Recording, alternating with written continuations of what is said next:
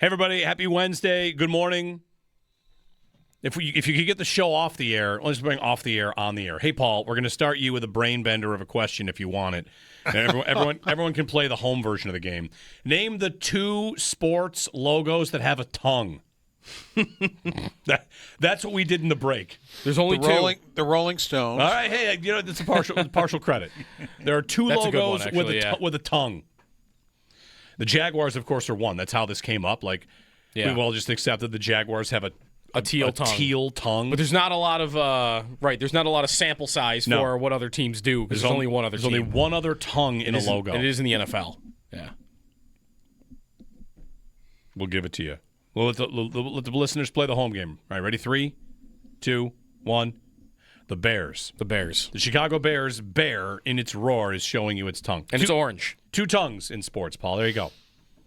For the Sabres' next reverse retro jersey, maybe the Sabre could stick his tongue out or something like that. For some reason, I was thinking the Detroit Tigers, but they might have a tiger that you can see. Like we're talking like primary logo having a tongue. Oh, you know what though? That's good because the logo with the tiger like going through the D. Yeah. Tongue. Oh, wow. That's a good one. Paul, we need to update our list. This should count. Okay. We're up to 3. I like it. Paul Hamilton joining us. His appearance brought to you by Relax Honda. Relax, we got this. Paul, were you relaxed when it was 4-3? Jeez. I'll tell you what, for many years that game would have been lost. They would have panicked and would have lost it probably in overtime or a shootout or something like that. And but there was and Lindy Ruff. I was watching him when he called timeout. He wasn't going crazy. He wasn't screaming or anything like that. And a good timeout, by the way. I mean, a lot of coaches want to wait until the last minute, no matter what. But it was time just to bring the guys over and say, look, calm down. You're fine.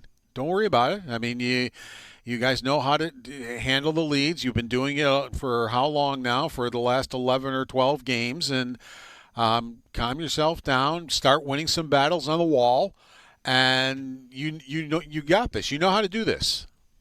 And they did. They had a 1-goal lead, which is something they've gotten pretty good at, actually, since the Seattle game, where they know how to protect the lead. They did for the rest of the game. Got the the empty net goal, and that was that. They won the hockey game. Paul, did you see anything along the way, like from 4-0 to 4-3, like they took their foot off the gas, a couple bounces? Like, was it the kind of thing where Lindy could say calm down, but also the message might be like let's not lose what we had here, because they'd been in pretty firm control of the game from the start. Yeah, well, the first you get the double minor for high sticking, and again, a late penalty. That's the one thing they have not fixed, and that's a mistake. I mean, it's just you accidentally. It's not like you had a stupid hooking penalty or you took a stupid slashing penalty, or I mean. You accidentally high stick somebody and you got cut and you wound up with a 4-minute penalty. Yeah. So off you go. But still, it's a late penalty. And right 9 seconds before it's over, a puck bounces around. Next thing you know, it's in the slot to DeBrusk and it's in the net. Well, I'm not blaming Luukkonen or really anybody else on that. It's bad luck. All of a sudden, a bouncing puck goes to the right guy. And it's in the net. Okay, you're still okay. It's only 4-1. But now you've got to spend the next 2 minutes killing another penalty again, because you got to take the second of the 4 minutes. They didn't score on that, but it still gives them some momentum to get going. And, you get another one where the right guy winds up in the slot as he's spinning.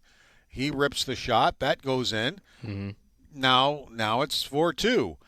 And then you do make a mistake on the 4-3 goal. I thought Byram went down too soon, and the goal scorer just dances around him, walks in, picks the far side, and now it's a hockey game. Now it's 4-3, and it's 3 goals in 5:38. And I don't think Zach Mesta, when he scored his first NHL goal, who had any inkling whatsoever that it was going to be the game-winning goal, because he made it 4-0 in the third period. Right. They wanted to make sure his goal was really, truly meaningful by getting that one. Did you think, Paul, throughout the 4-3, stretch there, that Luukkonen had still been okay? I think the rest of the game, no one would debate. I mean, even the numbers show, like, the game overall, Luukkonen was awesome. What about in that 5 minutes? I think maybe the only one you'd really want to save on was the third one. Yeah, the third one, I'm thinking to myself, was he off his angle? Mm-hmm. Where was he too deep? Where, the goal scorer had the far corner to hit, whereas maybe if he's out a little bit more, there's nothing to shoot at. The goal scorer doesn't have that. He's going to have to put it through him to put it in the net. So, and I think he maybe got fooled when Byram went down. Thinking it might get blocked there. Or something on those lines, and but instead he just walked around him, and then let it go. So that's where maybe he got fooled on that one. Was just thinking the puck was coming then, and it wasn't, and it wound up in the net. So yeah, of the three, that might be the one where you thought maybe he should have had that one. I had the goalie who was sitting there with you who was pretty upset with that shot, too, going in. So you're sitting with Owen. Owen, I know you tweeted during the game, and Paul, your thoughts on this as well, that Luukkonen kind of, the big save at the big moment, that was early in the game. He made bigger, like he was part of the reason they were up 4-0. Like it's, sometimes we think about the only big moments are late in games, but he made big saves early. Yeah, to me, there's a time in every game where a goalie can truly make his impact felt, and it comes at different times. Often it is late, but to me in that first period, the penalty kill really was his time to make a difference in that game, and he did, and it allowed the Sabres to really find their game. And I think a bunch of the players spoke about that post-game, if I'm not wrong, right, Paul? Yeah, the Canucks had 7 shots on goal, and they were all in that one power play. All 7 of them were. And as a matter of fact, yes, Vancouver did have 35 shots, and it looks like maybe they dominated the game. 12 of the 35 were on the power play. Buffalo did not get a power play shot. So if you take away the power play shots, no, the shots are pretty even. It's 23-20. It's not. It doesn't look as bad, but the Canucks were buzzing when they had the power play. They were getting shots.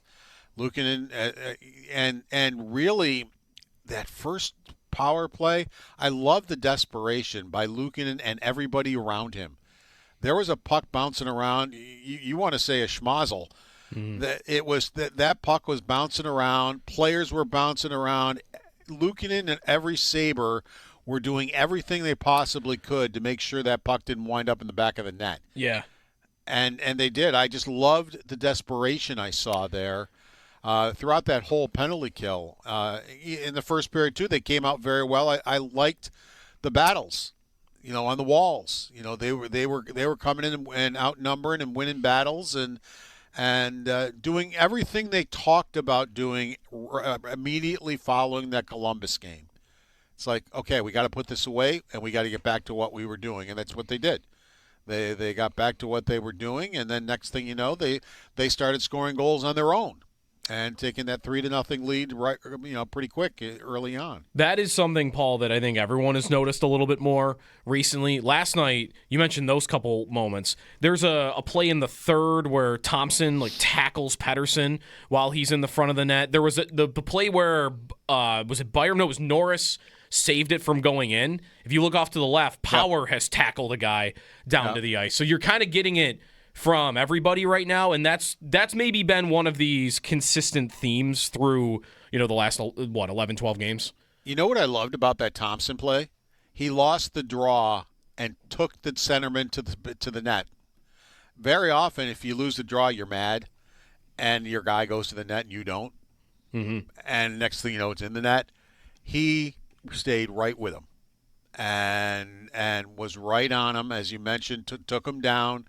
And that really impressed me there. That okay, again, they're competing. All right, he didn't win the draw, but he didn't stop competing. And sometimes, in past years, he gets criticized for some of his compete at times. But that was a great play, and a play that when you look at it at the end, could have been the difference between getting 2 points or 1 point.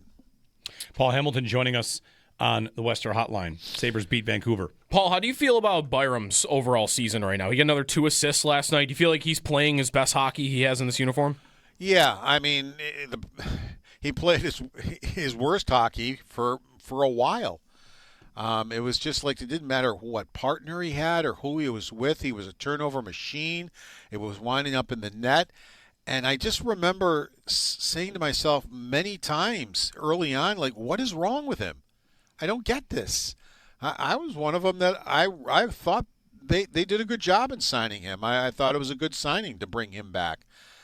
And then he was playing like that. I just didn't understand it. I didn't understand what was going on. I was talking to him about it, Lindy Ruff about it, and I've once he's straightened it out and is playing really good hockey now, and we noticed the offense, but he's playing really good hockey in his own zone too. Take away the Columbus game, really, really buckling down. Killing plays, getting the puck out of the zone with good passes. The whole thing. And I mean, this is the guy that it's like one extreme to the other. He's like really, really good now, and he was really, really bad before. And now, and I think a lot of the. I think Owen Power's improved his game, especially that in front, covering people in front of the net where he'd wind up being there. He was able to figure out the play and be in the right place, but he wouldn't cover the guy. And next thing you know, it was in the net. And I've noticed that has improved. He was very active last night, trying to get into the offense. He did get an assist early, but I think that might have been some of the most active play I've seen from him in the offensive zone during last night's game. Yeah, I've thought about that. Like Byram especially seems like one of these guys that is probably playing his best when he's freed up to move all over the ice and jump up. And I don't necessarily remember what Lindy was always like on that front with defensemen, but it definitely seems like he's given those guys license to jump up and play a little more free. I thought you were going to say you didn't remember what Lindy was like when he played. I definitely don't remember that. You didn't see Lindy play. What are you talking about? Definitely don't remember that. I don't think you were alive for any of his career, were you? No, I think it just ended right before. Yeah. Yeah. You weren't there for when he and Billy Smith attacked each other. Paul Hamilton with us on the West Her Hotline. Sabres over the Canucks yesterday. Paul, the penalty kill gets another goal yesterday. McLeod and Tuck. That duo, I mean, it's definitely their number one duo when they start a PK. They've got that ability to move down the other end of the ice. Like their speed really has become a weapon. I mean, you can even go back. Last year, I think Tuck led the league in shorthanded goals, but you're seeing it, a lot. Like they're at least getting chances. And I think there was another one later in the game after they scored. Oh, back in the lores of Buffalo Sabre hockey, I think there weren't two better penalty killers together than Don Luce and Craig Ramsey back in the 70s, and they get talked about even to this day, in Sabre history, and I think McLeod and Tuck can rival that. They just seem to have a very, very good, and it's not just the goal scoring that they do. They get the opportunity to do it. They're not afraid to take the opportunity, but they're so good at the actual kill. They're so good in their own zone. They have good sticks. They're not afraid to block a shot. The whole thing. They're just a very good pair together who can read each other extremely well. Now, it helped that Tom Willander was pathetic at trying to cover the pass across. I mean, a 2-on-1 is simple. Goaltender is a shooter, and the one has to take away the pass. Well, that was horrendous. I mean, Tuck had an easy pass over to McLeod for the layup goal. But they do that too. I mean, Tuck is such a good passer that sometimes when it looks like maybe the defenseman has taken it away, they really haven't, and he gets it through. And, they still wind up scoring. So they're a very dynamic pair on the penalty kill, and a big reason why the Sabres have done so well on the kill this year. Paul Hamilton Joining us, recapping the Sabres and Canucks. It's the Rangers coming up Thursday. One more thing, Joe. Paul Lindy said that Colton Ellis will get a game soon, right? Yeah, I wonder if maybe it's the Ranger game. Could be. I mean, we'll wait and see. Luukkonen's numbers until recently were so much better at home than on the road, but then he goes to New Jersey and has that great game. That was his first road win of the year. So maybe home and road doesn't really matter too much to him anymore. He has played, I still think he played a good game last night, so I'll say he's played 4 out of 5 really good games. The Columbus game, of course, would be the one that he and his teammates weren't too good in.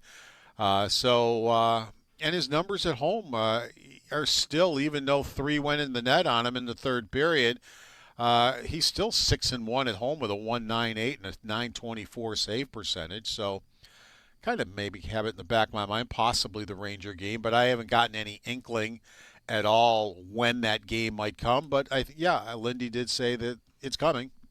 All right. Paul, thank you. You got a pick for Sunday? How you feel? You have a good vibe about the Bills and Jags? You don't want my pick. All right.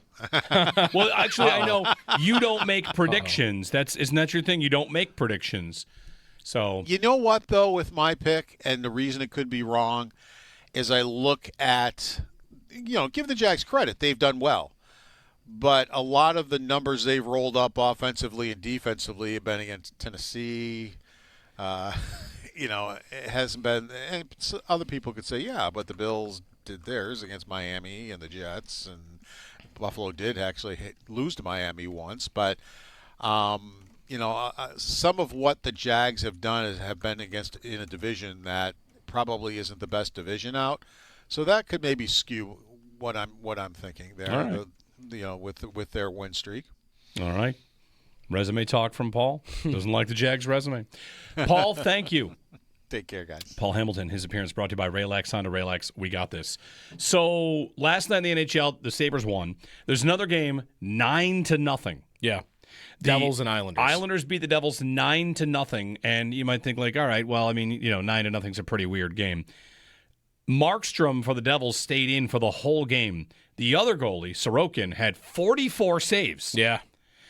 The Devils, if you follow some of these, the Devils deserved to win a game. The deserve-o-meter that Money Puck does is had New Jersey at 80%. They should have won a game, and they lost 9-0. Yeah. And goals save above expected. Whatever. You don't have to love these stats, but it is the worst goaltending performance in league history since watching expected goals. So I couldn't resist. I popped up the highlights. I got to see what happens here. Did this guy's skates fall off? Yeah, Markstrom, right? Yeah. Markstrom. Jacob Markstrom. What happened? Was he... How could it be that bad? Also, never getting pulled. Yeah. 9-0, and he never got pulled. He was 7.7 goals below expected. So we had our crack research analyst here, our senior goaltending correspondent, Owen Parker, take a look at you saw this and had to think all right, how bad was it? It was bad. Is that bad? It was bad. I thought he would have fallen down 3 times to give up that number. He might as well have. Okay. There were a few in there that were really ugly goals. There was one that I think Casey Cizikas, who's not exactly an all-star, was driving the net from the circle and slipped it 5-hole for when he really had no reason to have opened up, and he was just he couldn't stop anything.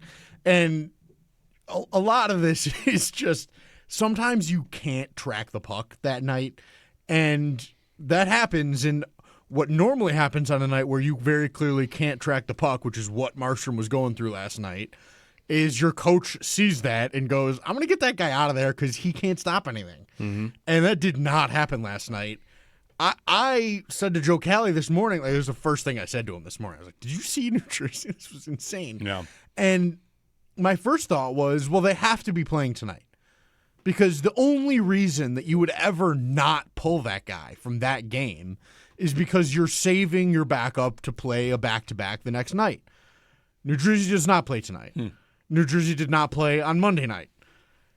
So for some reason, Sheldon Keefe decided Roasted his to goalie. light Leave him Markstrom in. on fire Yeah. and just leave him there. Yeah. It was Was there anything to do with like when the goals were scored? Like, didn't that happen with Eric Comrie when he led in 10 for the Sabres against Dallas? Like, so many of them came in like the last 10 minutes. It's like, what, am I going to pull a guy for 2 minutes? Right. yes, and I if I'm not mistaken, they also played either the night before Okay. or the night after that. Okay, yeah. And like that is always to me like the only situation that I can ever see a coach deciding to let his guy rot like that is A, you're on a back-to-back, or B, you're trying to send a message to the guy. Well, And I don't know. what a game. I just pulled up really quickly that game against Dallas where Comrie led in 10. What was Markstrom's number for Minus 7.7. So he allowed 7.7 more goals than what were expected. Yeah. Comrie in the game he led in 10 against Dallas a couple years ago. It was minus 5.3. Right. That's Yeah, pretty very bad. good. So too. it's more than like 2.5 goals worse Yeah. than that game. Yeah. Right. I guess so. Which, yeah, it's crazy. Sabres play the Rangers tomorrow, and then they play the Ducks. Yeah. And Ducks see are what good this year. They are good this year. They're on an East Coast trip. They just got beat by the Flyers last night, 5-2. And did you see Trevor Zegras? Yeah, the phone. Zegras scored, and his celebration was to pick up and hang up a phone. Yeah. And he explained that that's how quick the call he got when he got traded was. Did you see that interview where he said that after? That's awesome. Yeah, right. Like, You could see in the interview post-game where he said that to, I forget who it was. Or it might have been Hartnell. NBC Sports Philadelphia asked him about that. How good did it feel to score 2 goals? And he said, bleeping amazing, bleeping amazing. It's incredible. That's awesome. That's the most obvious I've ever seen a guy like, I was so glad to just The celebration is so great. Recreating the trade call, which by the video of it lasted this long. Hello, Trevor, you've been traded to Philadelphia. Click. Yeah. So that was his celebration. It was very, very, very Also, good. maybe I should wind it back on the Ducks have been good this year because they are in a 7-game losing streak. All right, bring him to town. Let's go. 7-game losing streak. 803-0550. Joe Marino, the Lockdown Bills podcast, 8 o'clock. We further look into this Bills-Jaguars matchup. When we get back, get some football talk in, including a new fantasy football playoff format that I've just been introduced to in the last 10 minutes. It's coming up here on WGR.